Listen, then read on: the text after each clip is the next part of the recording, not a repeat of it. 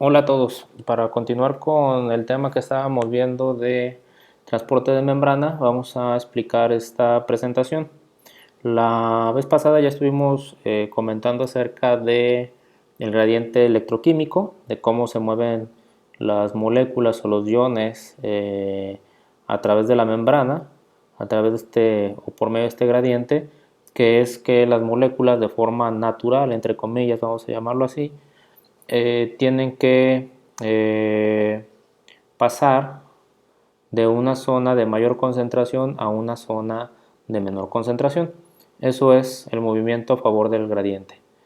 Estuvimos viendo también ya algunas proteínas que son también las que se encargan de mover moléculas cuando estas moléculas no pueden pasar simplemente a través de los fosfolípidos de la membrana o que necesitan ir en contra del gradiente de concentración.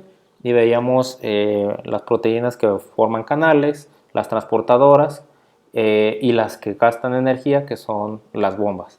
Entonces, inclusive ya empezamos a ver un poquito acerca de los tipos de transporte, ya comentamos el transporte activo y el transporte pasivo. En esta presentación entonces voy a explicar un poco más detallado estos dos tipos de transporte y los otros que vamos a revisar en esta parte. También ya hemos comentado varias veces acerca de la membrana plasmática, que es una membrana pues muy delgadita y que una de sus principales funciones pues es el paso selectivo de diferentes sustancias. ¿Cómo hace para pasar estas moléculas, sustancias a través de ella? Pues es lo que vamos a revisar precisamente con estos mecanismos de transporte. Esto con la finalidad de mantener un equilibrio dentro de la célula en cuanto a nutrientes, en cuanto a sustancias tóxicas, sustancias de desecho, para mantener ese equilibrio con su medio que lo rodea. Entonces, vamos a explicar eso en esta presentación. Tenemos entonces que podemos dividir el tipo de transporte en dos categorías dependiendo de su tamaño. Por ejemplo, tenemos el transporte de moléculas de baja masa molecular, es decir, moléculas pequeñitas o iones, y luego tenemos el transporte de moléculas grandes, de elevada masa molecular. Dentro de las moléculas pequeñas, el transporte de moléculas pequeñas tenemos, por ejemplo, el transporte pasivo, en donde vamos a ver difusión simple y difusión facilitada. Se llama transporte pasivo, lo vamos a ver ahorita, porque no requiere gasto de energía. Y luego tenemos el transporte activo, que entonces este sí requiere gasto de energía. Y por eso principalmente lo que vamos a ver aquí son bombas. El principal ejemplo que vamos a comentar pues es el de la bomba de sodio y potasio, que ya en la presentación pasada les decía, pues es un sistema que está en la mayoría de las células animales. Entonces vamos a hablar acerca de esta bomba, pero igual en la presentación pasada ya habíamos visto algunos otros ejemplos de otras bombas. Y luego tenemos la parte del transporte de moléculas más grandes, de elevada masa molecular, inclusive podrían ser hasta partículas o células, ¿no? Cuando hablamos de que hay eh, por ejemplo, una célula sanguínea, un glóbulo blanco de defensa, que se puede fagocitar, ¿no? Se puede comer a una bacteria que ande por ahí, que quiera hacernos algún tipo de daño, ¿no? Entonces, inclusive por ahí hay un videíto, ¿no? Que creo que alguien ya lo había publicado en el grupo, ¿no? Un glóbulo blanco ahí persiguiendo una bacteria con música de Linkin Park, ¿no? Entonces por ahí creo que ya, me parece que alguien ya lo publicó y si no luego yo por ahí lo tengo, lo busco y se los pongo porque eso también lo vamos a ver en la parte de señalización, ¿sale? Entonces más adelante también volvemos a hablar de eso. Entonces dentro de este transporte de moléculas grandes tenemos la endocitosis, que podríamos hablar de la fagocitosis, que es esto que les decía con el glóbulo blanco y la bacteria, la pinocitosis y endocitosis mediadas por receptor. También tenemos la exocitosis y la transitosis, ¿vale? Entonces, esto es lo que vamos a ver básicamente en esta presentación. Vamos a iniciar con el transporte pasivo. Se llama transporte pasivo, les decía, porque no requiere gasto de energía. No requiere gasto de energía porque van a favor del gradiente electroquímico, es decir, de la forma natural en cómo se van a mover las moléculas o los iones, es decir, de una zona de mayor concentración a una zona de menor concentración. Dentro de este transporte pasivo podemos tener la difusión simple, que aquí es cuando no hay intervención de proteínas, es simplemente que las moléculas van a pasar a través de los fosfolípidos, como por ejemplo, y lo vamos a ver, ya lo comenté en otra presentación y lo vamos a ver aquí nuevamente, moléculas como el dióxido de carbono, el oxígeno, el etanol, que son moléculas pequeñitas o que no tienen carga eléctrica y entonces pasan simplemente a través de la membrana a través de los fosfolípidos, o porque tienen naturaleza hidrofóbica, es decir, tienen la misma naturaleza química que los fosfolípidos y por eso pueden pasar entonces.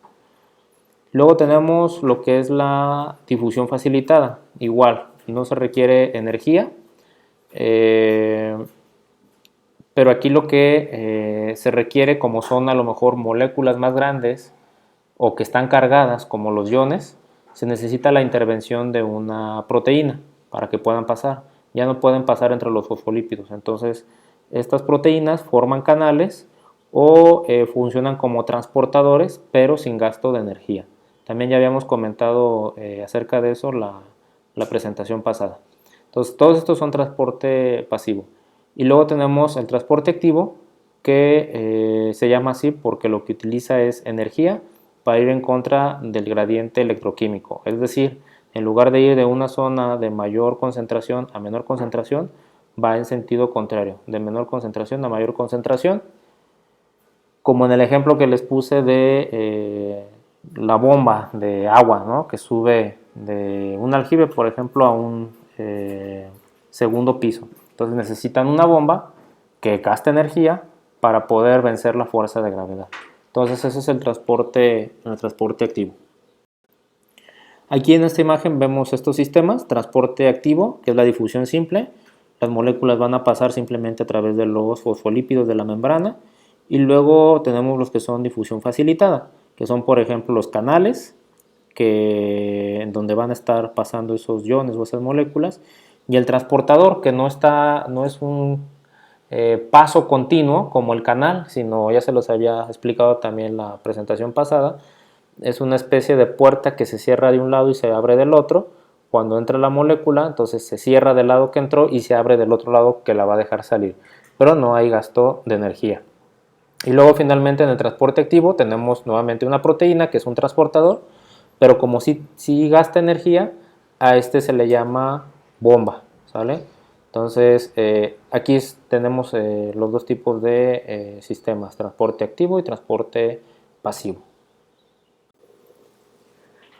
Aquí entonces, bueno, ya explicamos lo que es el transporte pasivo, va a favor del gradiente de la concentración, no hay gasto de energía porque van de la zona más concentrada a la zona menos concentrada. Y ya entonces también quedamos que es difusión simple, cuando solamente pasan a través de los fosfolípidos de la membrana sin requerir ayuda de ninguna otra molécula como una proteína.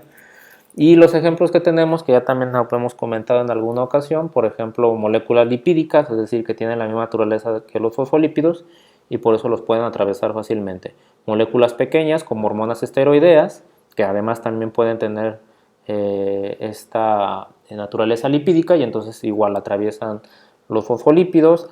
Anestésicos como el éter, fármacos liposolubles, o moléculas pequeñas como el agua, el dióxido de carbono, el etanol y la glicerina. Aquí en particular, cuando hablamos de la difusión del agua, tiene un término en particular que se llama ósmosis. Seguramente ya la habrán escuchado en alguna ocasión. Entonces, la ósmosis es una difusión simple, solamente que cuando nosotros hablamos de ósmosis, pues nos referimos a la difusión simple de la molécula del agua, ¿sale? Entonces, es eso nada más, es un nombre particular. Y luego entonces tenemos la difusión facilitada. En la difusión facilitada ya quedamos que igual no hay gasto de energía, van a favor del gradiente de concentración, pero como estas moléculas, por ejemplo, tienen una carga, los lípidos o los fosfolípidos de la membrana plasmática, pues lo que van a hacer es repelerlos. Es como si tuvieran dos imanes con diferentes polos y entonces se van a repeler, que es el caso de los iones. Entonces, algunos ejemplos de iones que pasan a través de estos canales, podríamos hablar del sodio, el potasio, el calcio y el cloruro, ¿no? Son algunos de ellos. Entonces, esa es la difusión simple y la difusión facilitada. Aquí nada más vemos un dibujito en donde precisamente vemos el paso de la molécula por difusión simple. Esta molécula pues está rodeada por otras moléculas de agua y como tiene la misma naturaleza química que los fosfolípidos o es una molécula muy pequeñita, sin carga, puede pasar a través de estos fosfolípidos de forma sencilla. Entonces, bueno, eso es la difusión simple. En el caso de los transportadores, podemos tener diferentes tipos de transportadores que están clasificados o tipos de transporte que están clasificados en base a en qué sentido o cuántas, inclusive si es una sola molécula o son más de una molécula las que se transportan a través de ellas. Por ejemplo, en la figurita o en el dibujito de la izquierda podemos ver un tipo de transporte o transportador simple o uniporte. ¿Por qué? Porque solamente se está moviendo una sola molécula o un solo ion. Los otros dos tenemos lo que llamamos cotransporte. Se están transportando al mismo tiempo más de un ion o de una molécula. Dentro del cotransporte podemos tener entonces cotransporte paralelo o sin porte, es lo mismo, cuando las dos moléculas o los dos iones viajan en el mismo sentido. Y tenemos cotransporte antiparalelo o antiporte, que es el de la extrema derecha, el dibujito de la extrema derecha, cuando se mueven en sentido opuesto. Es decir, por ejemplo, la molécula azul se mueve hacia abajo o hacia adentro de la célula y la molécula roja se está moviendo desde abajo hacia arriba o desde dentro de la célula hacia afuera, es decir, va en el otro sentido que la molécula S1. Entonces, estos son tipos de transportadores y nada más están clasificados así en cómo o en qué sentido mueven estos iones o estas moléculas. Entonces, por ejemplo, podemos tener entonces nosotros difusión facilitada, paralela, antiparalela o simple, de acuerdo al tipo de transportador que tenemos. Y también cuando veamos transporte activo, pues también podríamos tener transporte activo que sea simple, paralelo y antiparalelo, dependiendo cuántas moléculas o iones muevan y en qué sentido las estén moviendo, ¿sale? Entonces, esto nada más es una clasificación en cuanto al sentido y a cuántas moléculas están transportando al mismo tiempo, ¿sale? Entonces, ahorita lo seguimos revisando para que quede bien claro. Entonces, no es exclusivo del transporte simple o del transporte pasivo y del transporte activo, ¿sale? Es nada más una clasificación de los transportadores, que es precisamente lo que vemos aquí en esta imagen. En esta imagen lo que tenemos es la membrana de la mitocondria. Vamos a revisar un poco más adelante eso cuando hablemos de metabolismo, de la fosforilación oxidativa, es decir, de la ruta que forma el ATP, la energía de la célula. Y entonces tenemos un lado de la membrana, que es el espacio intermembranal, y el otro es la matriz de la mitocondria, es decir, lo que está en la parte interna de la mitocondria. Y aquí nada más lo que quiero que se fijen es que tenemos diferentes sistemas o diferentes tipos de transportadores. Tenemos el primero, que es el que está más arriba, es un sistema del tipo antiporte. ¿Por qué? Porque los iones, el ATP y el ADP que están moviendo, si se fijan, van en sentido contrario, cada uno de ellos. Luego el que viene más abajo, que viene como síntesis de ATP, que está moviendo un protón, ese hidrógeno, es un sin porte. Perdón, es un tipo simple. ¿Por qué? Porque solamente lo está moviendo hacia un lado, es una sola molécula, un solo ion en este caso, que es el protón. Y en el de más abajo lo que sí tenemos es un transporte del tipo paralelo, o sin porte. ¿Por qué? Porque está moviendo dos, pero las mueve en el mismo sentido.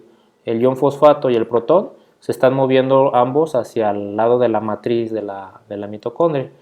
Y entonces les decía, no tiene nada que ver con que sea un canal, una bomba, un transportador, porque aquí en este caso, por ejemplo, el que es síntesis de ATP, en realidad es una bomba, requiere energía, y eso ya es un transporte activo. Los otros serían transportes facilitados, pero transportes pasivos, pero están aquí en la misma figurita, nada más para ejemplificarles o hacerles hincapié en esto, de que esto de simple, sin porte, antiporte, paralelo, antiparalelo, son nada más es la clasificación en cuanto a qué sentido viajan, no en cuanto a si es transporte activo o transporte pasivo, ¿sale? Entonces, eso es lo que quiero que quede claro, para que no se vayan a confundir. Aquí nuevamente hablamos del transporte simple, es decir, que se está pasando en una sola molécula o un solo ion. Y son nada más algunos ejemplos. El primero es una acuapurina, así se le llama. Vemos la membrana plasmática y en la acuapurina está atravesándola estas proteínas.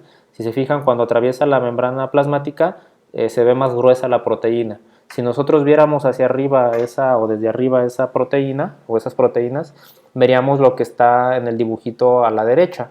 Es decir, que en el centro se forma un hueco entre esas unidades de proteína que están coloreadas en rojo. Entonces,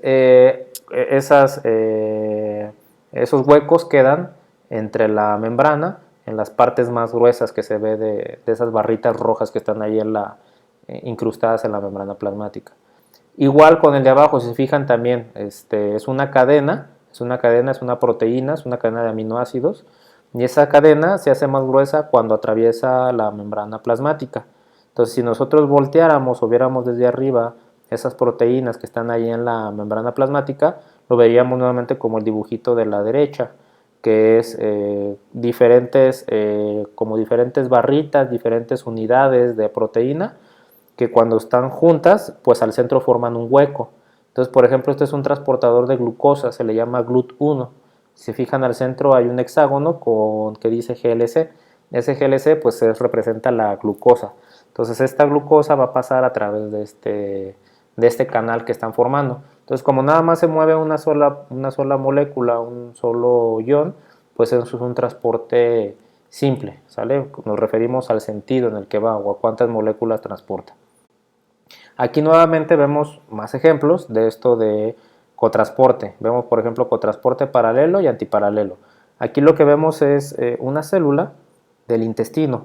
Y entonces, hacia el lado izquierdo, esa célula está en contacto con los alimentos que pasan por el tracto digestivo o por el tubo digestivo. Y lo que está del lado derecho es el lado de la célula que está en contacto con los capilares para ir transportando los nutrientes que agarre del otro lado. Entonces ahí vemos nuevamente por eso viene arriba, lumen intestinal. El lumen intestinal es el tubo digestivo y el otro lado pues vienen los capilares. Entonces ahí vemos nuevamente, les decía, estos tipos de cotransporte.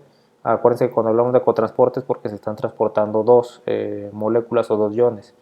Y puede ser paralelo o puede ser antiparalelo, o sin porte o antiporte, es lo mismo.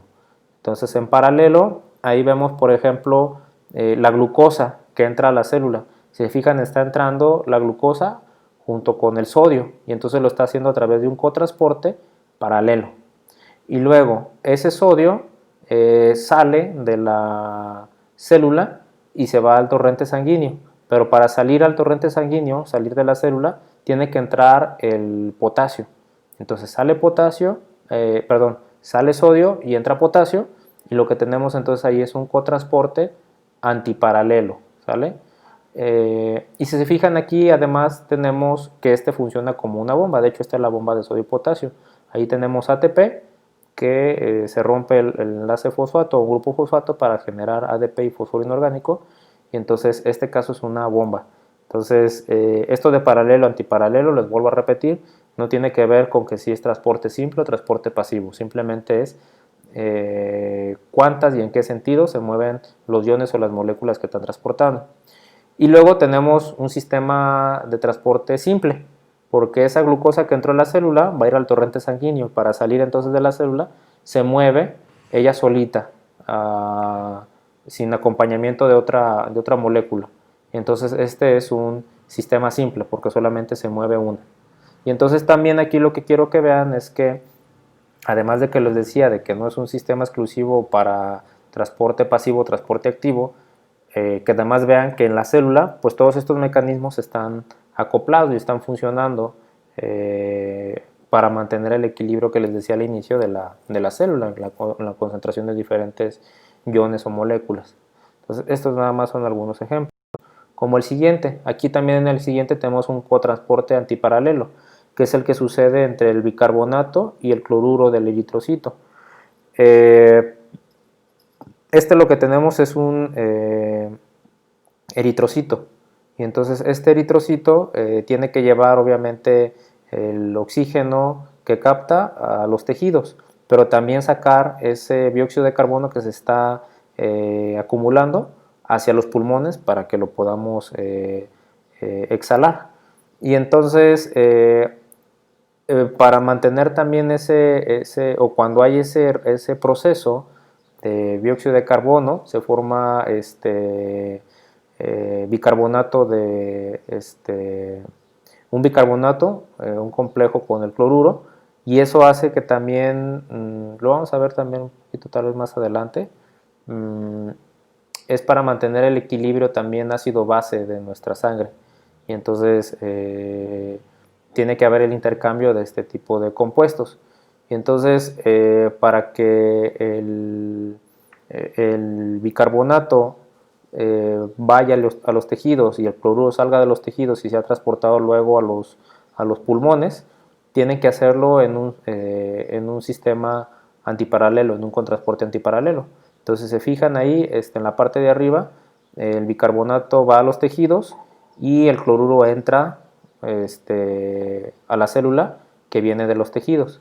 Y luego para sacar ese cloruro que ya agarró el eritrocito y para sacarlo hacia los pulmones a la hora que exhalemos, ese cloruro sale, pero también tiene que entrar nuevamente ese bicarbonato. Entonces ese mecanismo es un cotransporte antiparalelo. Y luego además aquí vemos en el eritrocito, vemos otro sistema, que es una difusión simple, ¿no? Aquí es un transporte pasivo, que es el de dióxido de carbono. Entonces, si se fijan, el dióxido de carbono simplemente está representado con una flechita. Sale de los tejidos para entrar o ser capturado por el eritrocito, y luego el eritrocito lo transporta a los pulmones para exhalarlo. Entonces lo hace a través de difusión simple. Acuérdense que esta molécula no requiere ayuda de ninguna otra molécula, ninguna otra proteína, y entonces ahí vemos, además del cotransporte antiparalelo, pues otro mecanismo, otro sistema funcionando. Entonces, bueno, aquí lo importante que les mencionaba era esto, que identifiquen que esto de antiparalelo o paralelo, estos cotransportes, son nada más clasificación en cuanto al en qué sentido viajan las moléculas y cuántas, y que también vean pues que en una célula, por ejemplo, tenemos muchos sistemas que están trabajando al mismo tiempo. Ok, vamos a ver entonces ya lo que es el transporte activo. Transporte activo es cuando se requiere energía. Necesitamos que un transportador nuevamente ayude al paso de esas moléculas o de esos iones, pero este transportador requiere energía, entonces por eso le llamamos bomba. Ya se los he puesto con el ejemplo de la bomba de agua que sube agua. ¿Por qué? Porque va en contra del gradiente de concentración, es decir, en lugar de ir de una zona más concentrada a una menos concentrada, va de la zona menos concentrada a la más concentrada. Entonces, para lograr eso, pues necesita un gasto de energía. Dentro del transporte activo tenemos dos grandes grupos, que es el transporte activo primario y el transporte activo secundario. Voy a tratarlo de explicar con un ejemplo sencillo para ver si queda claro. Por ejemplo, el transporte activo primario es cuando la energía que se utiliza es para mover directamente el ion o la molécula que se está transportando en la membrana. Y el transporte activo secundario es cuando esa energía que se utiliza no está siendo aplicada directamente sobre la molécula que se está transportando, sino que es una especie de energía de rebote o una energía remanente cuando se mueve otra molécula. Entonces se mueve una molécula y ese movimiento que nosotros ejercemos sobre esa molécula, esa energía que aplicamos sobre esa molécula, va a hacer que otra molécula también se transporte. Se los voy a poner así como un ejemplo sencillo a ver si me explico un poco. Hagan de cuenta que estamos en el salón, ¿no? Y entonces en el salón yo aviento a su compañero Francisco, ¿no? Entonces le doy un empujón. Yo directamente estoy aplicando la fuerza sobre él y lo estoy moviendo, ¿no? Entonces ese sería una especie de transporte activo. Yo aplico la fuerza directamente sobre él y Francisco entonces se mueve con un empujón, lo estoy aventando. Pero luego, ¿qué pasa si yo, por ejemplo, aviento a Francisco y ahí cerca está Gerardo? Y entonces, por la inercia, Francisco a su vez avienta a Gerardo, ¿no? Entonces imagínense que le doy un empujón muy fuerte. Imagínense que para empezar lo puedo mover, ¿no? Porque creo que están más grandes que yo. Pero imagínense, ¿no? Que los muevo, que muevo a Francisco y luego con esa fuerza, con esa inercia que lleva, Francisco a su vez avienta a Gerardo. Entonces, ahí moví yo a Gerardo indirectamente.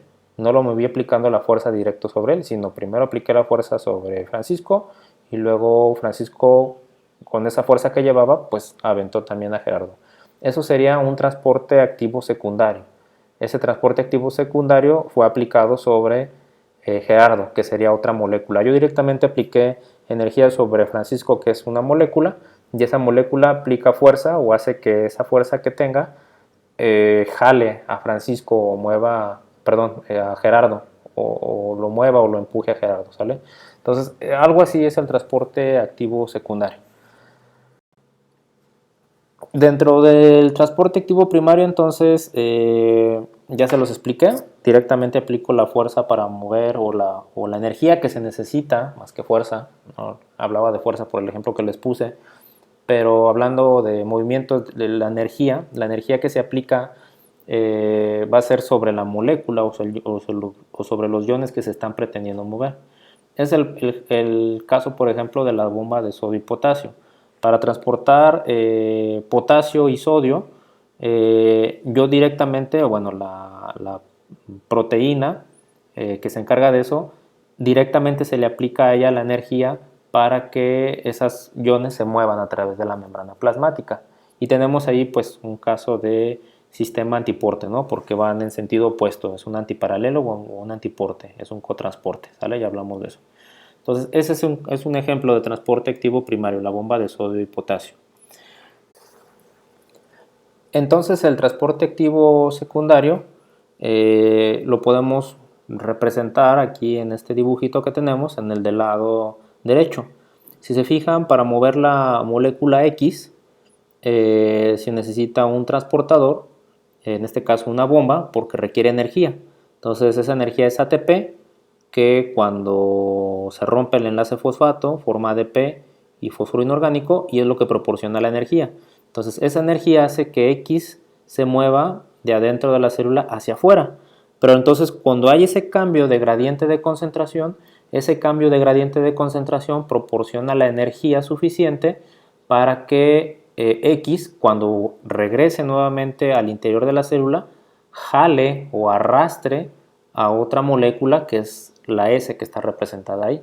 Entonces, yo tengo un transporte activo primario sobre X, pero tengo un transporte activo secundario sobre la molécula S, ¿vale? Cuando hubo ese cambio de gradiente de concentración. Entonces, más o menos ese es el funcionamiento, o eso es como funciona este transporte activo secundario. Aquí nuevamente es un ejemplo del que hemos estado hablando durante un tiempo, que es la bomba de sodio y potasio. Esta bomba de sodio y potasio, les decía, está en la mayoría de las células animales y funciona para mantener el equilibrio, que en este caso el equilibrio sería, por ejemplo, ustedes ven que adentro de la célula hay una mayor concentración de potasio que afuera. Y en el caso de sodio es mayor la concentración afuera que adentro. Entonces debe de mantenerse esa relación para que la célula funcione adecuadamente. ¿Cómo hace entonces eso? Para que les decía no se igualen las concentraciones por gradiente de concentración, pues entonces se utiliza esta bomba de sodio y potasio. Esta bomba de sodio y potasio que ahí está representado utiliza ATP. Entonces se rompe la molécula de ATP, se genera ADP, fosfuro inorgánico, esto proporciona la energía. ¿Para qué? Para que transporte 3 iones de sodio de adentro hacia afuera de la célula y meta 2 de potasio a la célula. Y entonces siempre es esta relación, ¿vale? Entonces esta relación se la deben de aprender porque siempre es así. Salen 3 sodios y entran 2 potasios. Siempre es así esta relación, ¿sale? Entonces, este nada más es el ejemplo de la bomba y pues en este caso la bomba, ya lo hemos comentado también, es un sistema antiparalelo o antiporte, es un cotransporte porque viajan 2 iones al mismo tiempo, nada más que lo hacen en sentido contrario y por eso se llama así. Pero es una bomba porque requiere entonces energía, entonces no se les olvide. Salen 3 sodios y entran 2 potasios. Aquí tenemos otro tipo de bombas, no solamente está la bomba de sodio y potasio. Aquí está, por ejemplo, un transportador llamado galactósido en Escherichia coli, ¿no? Nuevamente ya hablamos de Escherichia coli. Y si se fijan, aquí lo que tengo es al lado izquierdo, es ese transportador de galactósido. El transportador de galactósido funciona gracias al gradiente que se genera por una bomba de protones que está al lado derecho de la imagen. Entonces, esta bomba de protones funciona con CO2, ¿no? Ahí dice combustible, CO2. Entonces, esta bomba necesita energía, esa energía la obtiene del CO2. Y entonces lo que hace es transportar protones a través de la membrana de la Escherichia coli. Y entonces el cambio en esta concentración, en este gradiente electroquímico de protones, hace entonces que a su vez el transportador galactósido funcione, ¿vale? Entonces metiendo glucosa también, mete glucosa y mete protones entonces aquí tenemos el transportador galactósido, pues un sistema, es un cotransporte paralelo, ¿no? Porque entran lactosa e hidrógeno.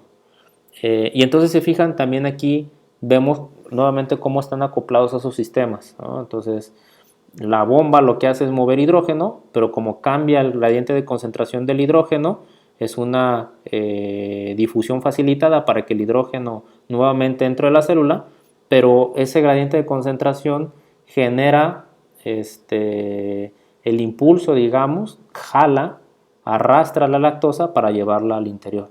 Entonces, todos los sistemas están así acoplados. De hecho, vamos a verlos un poquito, vamos a ver un ejemplo cuando hablemos, les decía, de la fosforilación oxidativa, porque es una serie de proteínas que están en la membrana de la mitocondria que van haciendo este tipo de transportes y entonces están todos como en cadenita, trabajando de forma conjunta para al final de cuentas producir el ATP. Entonces eso también es importante aquí, o creo que es la parte que más hay que destacar en esta diapositiva, que los mecanismos están trabajando en conjunto, no son sistemas aislados. Bueno, y ahora hablando en particular un poquito acerca de la ósmosis, que ya quedamos que es simplemente es una término específico para hablar acerca de la difusión del agua, ¿sale? Acerca de la ósmosis. De hecho, este experimentito de la ósmosis la tenemos programada en una práctica con eritrocitos. Entonces, pues vamos a ver si podemos hacerla, ojalá sí podamos hacer la práctica para que vean qué es lo que pasa. Y entonces aquí, por ejemplo, generalmente lo que nosotros hemos estado viendo hasta este punto es que se mueven moléculas como iones, glucosa, cosas así. Eso es lo que llamamos solutos, ¿sale? Eso es un soluto, es la molécula que está disuelta en el agua. Pero aquí en el caso de la ósmosis no se van a mover los solutos. Lo que se va a mover es el agua a través de las membranas.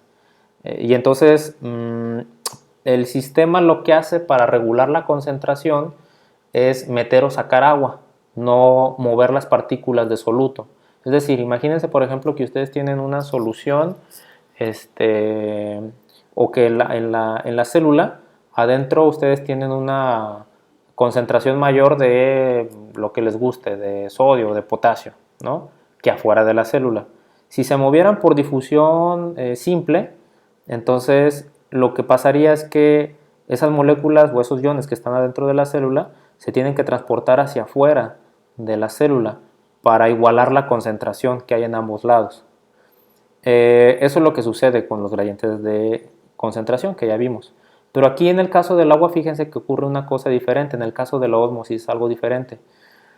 En lugar de que sea el sodio o el potasio el que vaya a moverse para igualar esa concentración, aquí el proceso es un poquito diferente, va enfocado en otro sentido. ¿Qué puedo hacer yo entonces también para igualar la concentración hacia adentro y hacia afuera de la célula? Si adentro está más concentrado de esos iones, lo que puedo hacer entonces es, en lugar de meter o de mover de sacar esos iones de la célula, es meter agua a la célula. Y entonces eso es la ósmosis. Entonces si yo estoy metiendo agua, entonces voy a estar diluyendo lo que está allá adentro. Y entonces se va a igualar esa concentración que yo tengo de iones. Entonces eso es la ósmosis. No se mueven los solutos, sino lo que se mueve es el agua para diluir o concentrar más el medio externo o el medio interno de la célula. Y entonces les decía, eso es lo que vamos a ver en una de las prácticas con los eritrocitos. Entonces, bueno, ahorita vemos o platicamos un poquito más acerca de estos ejemplos de la ósmosis, porque es importante que ustedes los conozcan porque los van a aplicar, lo van a aplicar mucho. Y bueno, ahí hay algunos casos, ¿no? Estos tipos se pueden dar por membranas, no solamente, de hecho se utiliza este fenómeno, les decía, seguramente lo escucharon porque se utiliza en otras cosas como purificación de agua, ¿no? Ustedes habrán escuchado hablar acerca de la ósmosis inversa, o por ejemplo se utiliza para ahora empaques que requieren, por ejemplo, envolturas de salchichas o cosas así, que requieren tener una determinada humedad para que el producto pues se vea mejor, esté más atractivo, conserve mejor sus propiedades que lo hacen pues apetecible, ¿no? Entonces, estas tecnologías de membranas se utilizan ya en otros tipos de procesos, alimentos, purificación de agua, ¿no? Entonces, por eso seguramente lo habrán escuchado en alguna ocasión. Esto de la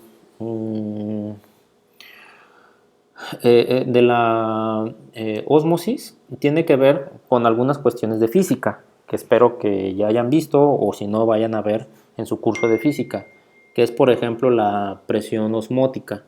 Esta presión osmótica es la presión ejercida por el agua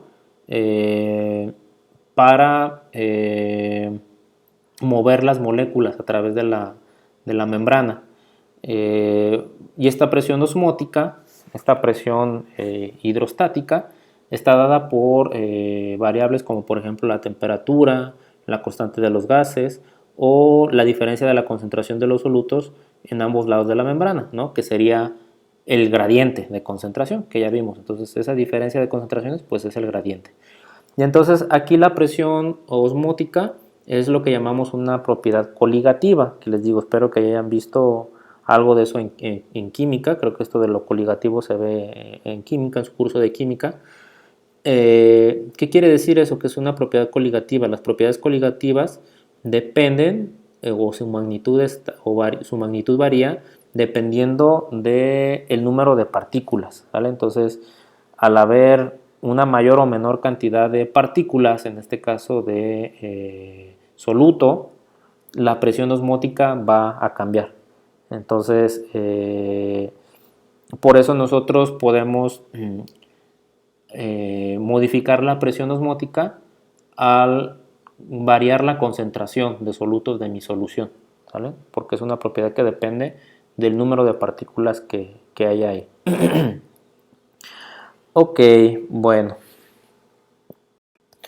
Y entonces, esto es importante, les decía que lo conozcan porque lo van a estar escuchando mucho, lo van a aplicar en varias cosas de su carrera, lo que son las soluciones de acuerdo a esa presión osmótica que tienen. Tenemos tres tipos de soluciones, una que es hipertónica, una hipotónica y una isotónica. Vámonos con la última, que es la más sencilla.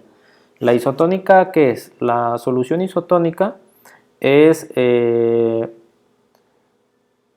la solución que tiene la misma presión osmótica o la misma concentración de solutos, si así lo quieren ver, tanto adentro como hacia afuera de la célula, por ejemplo, o de un lado y hacia el otro de la membrana. Entonces, esas son las soluciones isotónicas. ¿Qué sucedería en una solución isotónica? En una solución isotónica lo que vamos a ver es que no va a haber intercambio de agua en la membrana, porque están equilibradas, ¿vale? Acuérdense que iso significa igual. Entonces, están equilibradas las presiones a ambos lados, o las concentraciones de solutos a ambos lados, entonces no requiere o no va a haber un intercambio o un paso de esa agua a través de la membrana. Vámonos entonces ahora con la primera, ¿no? Les decía, esta última, la de isotónicas, es la más sencilla. Vamos con una hipertónica. La hipertónica, ¿qué significa? Una solución hipertónica significa que son soluciones que tienen una mayor cantidad de solutos o están más concentradas en relación al interior de la célula, ¿sale? Entonces, si ustedes tienen una solución hipertónica, eso significa que está más concentrada la solución que lo que ustedes tienen adentro de la célula, ¿vale? Entonces es una solución hipertónica. Y la solución hipotónica entonces es lo contrario, que tiene una menor concentración de solutos esa solución en comparación que lo que está adentro de la célula. Es decir, en el caso de las hipertónicas es mayor el potencial de agua y en las hipotónicas es menor ese potencial de agua. Entonces eso va a provocar que entonces aquí sí haya movimiento de las moléculas de agua a través de la membrana. Por ejemplo, ¿qué sucedería en una solución hipertónica? Ahorita la vamos a ver en la siguiente imagen, que son estas de aquí. Ya quedamos que en la isotónica no pasa nada, el equilibrio se mantiene. Pero por ejemplo, una solución hipertónica, fíjense, ahí está representado, ¿no? La célula es ese círculo azulito más claro. La solución es el azul más fuerte y los puntitos rojos son las moléculas de soluto. Entonces, una solución hipertónica está más concentrada en relación a la célula. Y entonces, ¿qué sucede? Para igualar entonces la concentración, esa presión que existe, y ya quedamos que lo que no, o sea, no se van a mover solutos, es decir, una forma de hacerlo sería que las partículas rojas entraran a la célula, ¿no? Pero no sucede así, lo que se tiene que mover es el agua. Y entonces, para igualar la concentración, lo que tiene que hacer entonces la célula es saca agua para tratar de diluir lo que hay a su alrededor en esa solución. Y entonces al sacar agua, ¿qué es lo que pasa? La célula, que es lo que ven en el dibujito de la extrema derecha, la célula se va a hacer pequeñita, se va a arrugar, ¿no? ¿Por qué? Porque está perdiendo agua, está sacando agua y entonces pierde volumen. Entonces, eso es lo que sucede en una solución hipertónica. ¿Qué sucede en una solución hipotónica? Entonces tenemos lo contrario en la hipotónica. Si se fijan, adentro tenemos más puntitos rojos, está más concentrado la solución o el líquido de la célula que el líquido extracelular. Entonces, nuevamente yo no puedo mover solutos, partículas rojas por la membrana, lo que voy a mover es agua.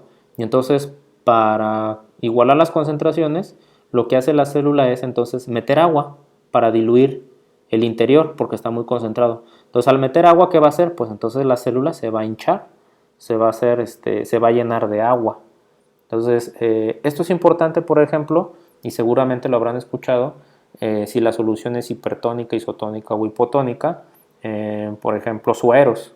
O, por ejemplo, ya lo hemos usado, nosotros hemos utilizado soluciones isotónicas o lo que también llamamos soluciones salinas fisiológicas, es lo mismo.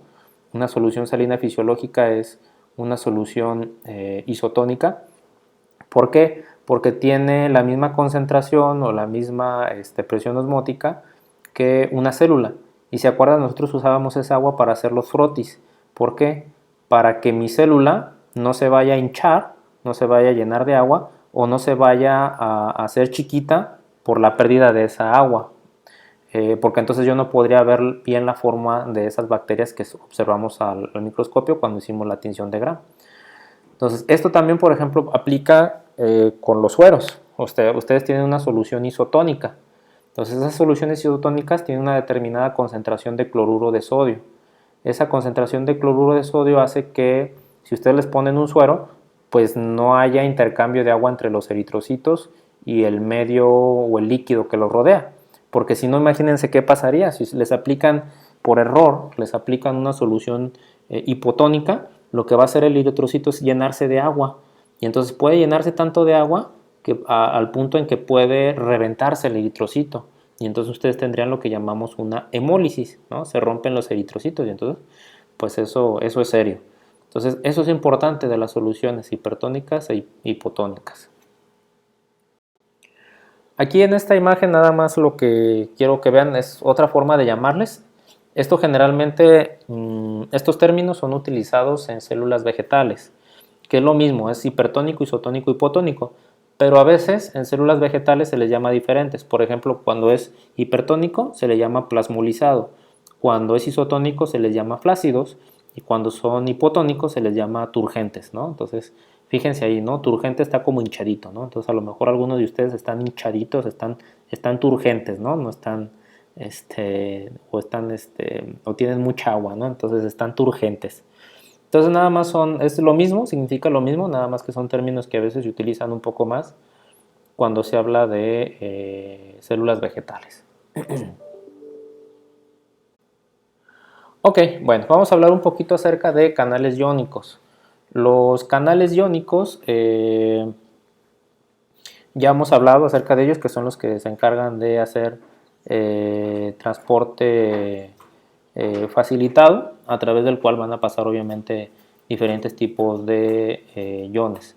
Por ejemplo, tenemos o podemos diferenciar diferentes tipos de canales. Por ejemplo, transportadores o canales que transportan iones inorgánicos, los que tienen, por ejemplo, en cuanto a la función, una mayor velocidad de flujo, algunos que no se saturan, otros que van a responder a una señal celular, que también vamos a comentar de eso un poquito más cuando veamos la parte de señalización celular en la siguiente unidad. Y luego también tenemos los que pueden ser dependientes del voltaje, como el sodio, el potasio y el calcio, y los dependientes del ligando, como el receptor nicotínico de la acetilcolina. De hecho, de estos ya hemos platicado o ya les comenté un poquito en la presentación pasada. Acuérdense que les ponía el ejemplo, bueno, estaban los dibujitos ahí, que era como una especie de puerta eléctrica. Entonces, esa puerta eléctrica, que es un canal, se abre cuando hay un cambio de voltaje. Pero también tenemos unas puertas que son con llave, que es con cerradura, que es las de ligando. Y entonces hay una molécula que se une al receptor y esa hace que se abra o se cierra el canal. Entonces ya hemos comentado también un poquito acerca de eso, de estos canales que son dependientes de voltaje y dependientes de ligando. Y les digo, si no, luego platicamos un poquito más de ellos en la parte de señalización química. Aquí hay algunos ejemplos de dependientes de voltaje, por ejemplo el canal de potasio. Si se fijan, los dibujitos nada más son representaciones de la proteína y entonces al centro lo que van quedando son huecos que forman el canal para que puedan pasar los iones de potasio, ¿no? Entonces fíjense en el dibujito de la derecha, de la esquina superior derecha, es como si viéramos la proteína desde arriba y la bolita que está ahí al centro pues es el ion de potasio.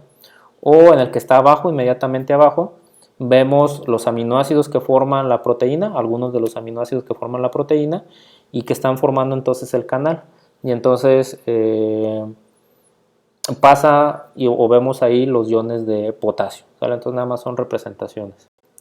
Y luego está un ejemplo del canal iónico que es dependiente del ligando, que es por ejemplo este nicotínico de acetilcolina, que nuevamente pues es la proteína que forma, o que son varias proteínas que están unidas y entonces al centro forman un hueco, que es una especie como, son como de barrilitos, ¿no? Que ya hemos visto varios dibujitos de estos.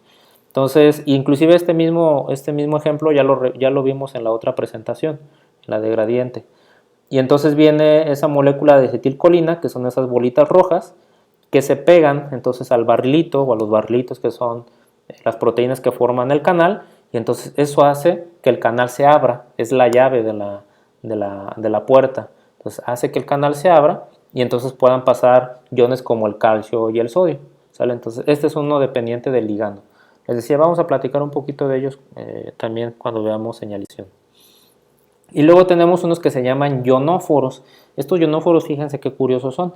Son como proteínas móviles que están en la membrana. Acuérdense que la membrana, hablábamos que es el modelo del mosaico fluido porque se está, esas moléculas que están ahí incrustadas como las proteínas no están fijas, sino que se están moviendo a través de la membrana. Entonces estos transportadores móviles, fíjense, son como dos piezas que se están moviendo a través de la membrana plasmática, una a cada lado de la membrana plasmática o de cada capa de la membrana plasmática, y cuando se alinean se forma entonces el canal. Y entonces por ahí pueden pasar diferentes, diferentes iones nuevamente. Entonces, por ejemplo, estos ionóforos facilitan el transporte de iones que pueden ser, o estos ionóforos pueden ser favorecidos por ciertos antibióticos. Es decir, ustedes aplican un antibiótico o hay algunos antibióticos que tienen este mecanismo que cuando lo aplican, lo que hacen la bacteria es que se formen estos ionóforos para que entren iones como el potasio y hagan un desequilibrio en la célula y entonces pues se muera el microorganismo que les está haciendo daño. Entonces ahí tenemos algunos ejemplos de estos antibióticos. La valinomicina y la gramicidina son dos ejemplos de antibióticos que facilitan estos transportes de iones inorgánicos a través de los ionóforos. Y finalmente en esta diapositiva, para terminar de hablar de este tipo de transportes, que es el transporte activo y transporte pasivo, vemos nuevamente como una especie de resumen en una célula de todos los mecanismos que tenemos, ¿no? Tenemos difusión facilitada, transporte activo, que es una bomba que tenemos ahí, transporte activo secundario, el canal iónico, los ionóforos, la difusión simple. Entonces todos estos sistemas pueden estar ahí acoplados, no es que la célula tenga uno o dos, están todos, y no solamente en la membrana plasmática, sino también en las membranas de otros organulos como las mitocondrias o la membrana nuclear. Entonces, bueno, esta es una especie de resumen de todos los mecanismos que vimos. Y ya para terminar entonces esta presentación, vamos a hablar brevemente del transporte mediado por vesículas. Transporte mediado por vesículas son la otra parte del transporte que veíamos al inicio de la presentación. Es decir, terminamos de ver ahorita el transporte de moléculas pequeñas o sin carga, de bajo peso molecular. Y ahora para transportar moléculas de alto masa o peso molecular, moléculas grandotas, ya no lo podemos hacer a través de proteínas o pasando simplemente por los fosfolípidos. Tienen que ser mediados por vesículas. Entonces ahí ya es cuando vamos a hablar de endocitosis, exocitosis, ¿sale? Y entonces estos más que se forman una especie de... La membrana plasmática se deforma haciendo una especie de vesícula que va a envolver a las partículas o inclusive les decía a otra célula que quieran transportar. Entonces estos sistemas funcionan así, por ejemplo en la citosis y la exocitosis. Y de estos podríamos encontrar algunos videitos, ¿no? Voy a buscar algunos videitos. De hecho les decía, como el de ese de la bacteria que persigue perdón, del glóbulo blanco que persigue una bacteria con música de Linkin Park, ¿no? Que al final lo alcanza y se lo fagocita, es decir, por una vesícula lo va a transportar al interior y ahí lo va a digerir.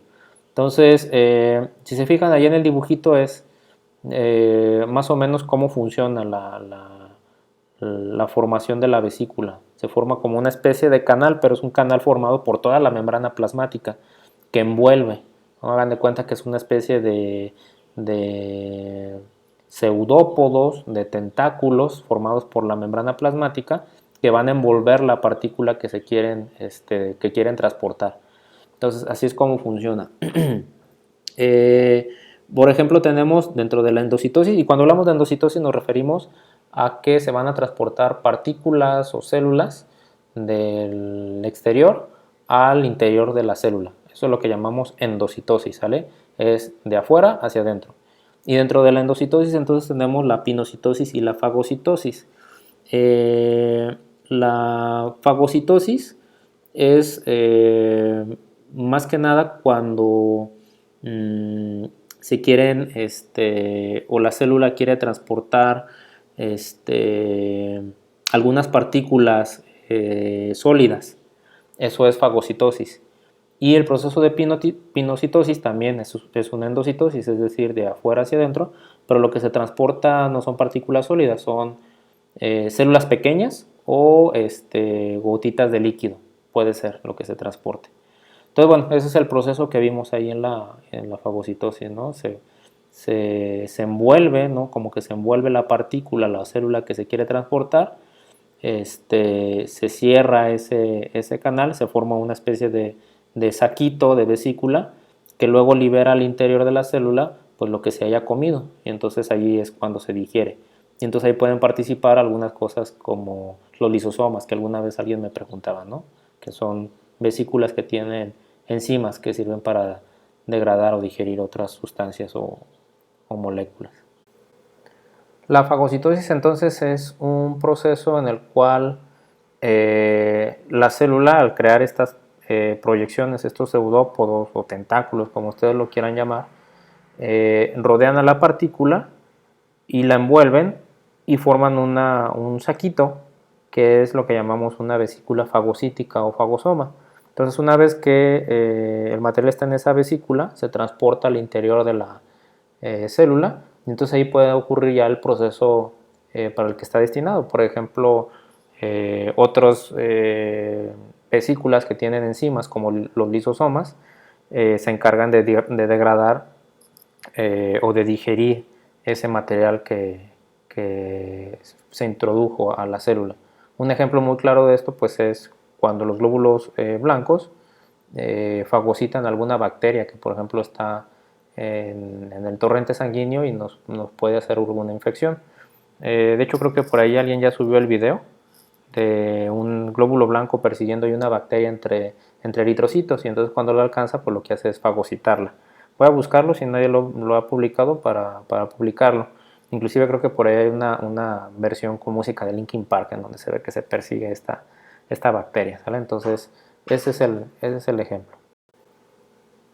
Y la pinocitosis es un proceso muy parecido, es básicamente lo mismo, pero lo que se forma pues le llamamos vesícula pinocítica, pero es lo mismo. Acuérdense que nada más aquí lo que se transporta pues son por ejemplo gotitas de líquido, y es básicamente el mismo proceso que describe la endocitosis o la fagocitosis, ¿sale? Entonces, esto es lo que ocurre.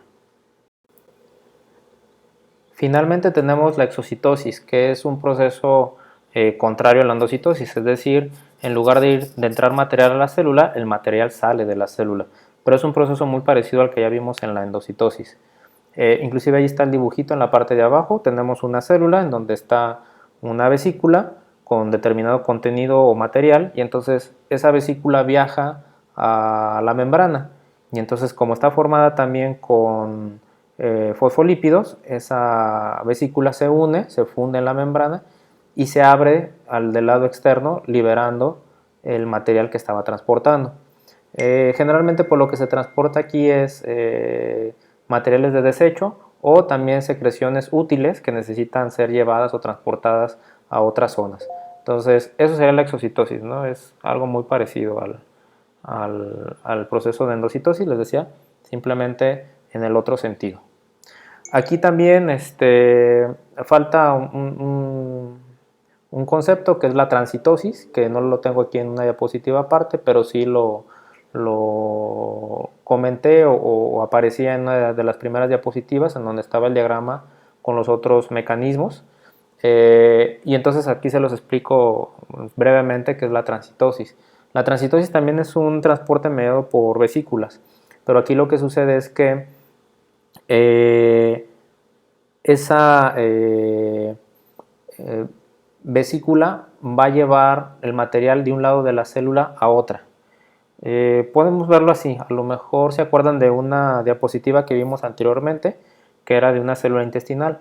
Entonces, de un lado de la célula intestinal está el lumen intestinal, es decir, por donde pasa el alimento, lo que forma el tubo digestivo.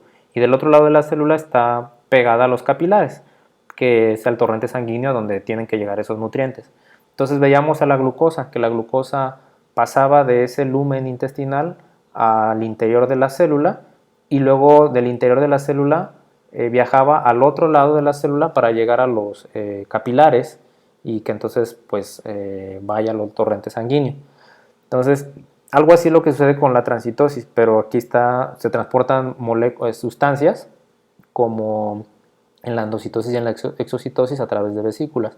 Entonces, de un lado se forma la vesícula atrapando el material y entonces como si fuera una endocitosis, y esa vesícula va a viajar a través de la célula hasta llegar al otro lado, al otro extremo, y liberar el contenido de ese otro lado, como si fuera una exocitosis. Entonces por eso se llama transitosis, porque el material transita a través de la célula de un lado al otro, es transportada por la vesícula llevándola de un extremo al otro. Entonces eso es la transitosis. Voy a buscarles algo de material acerca de estos temas, animaciones o algún recurso en línea como en la página de Khan, a ver qué nos puede complementar y tal vez les deje ahí alguna actividad sencilla. De cualquier forma, en la próxima sesión de Skype, pues comentamos si hubiera alguna duda respecto de lo que acabo de comentar aquí en esta presentación.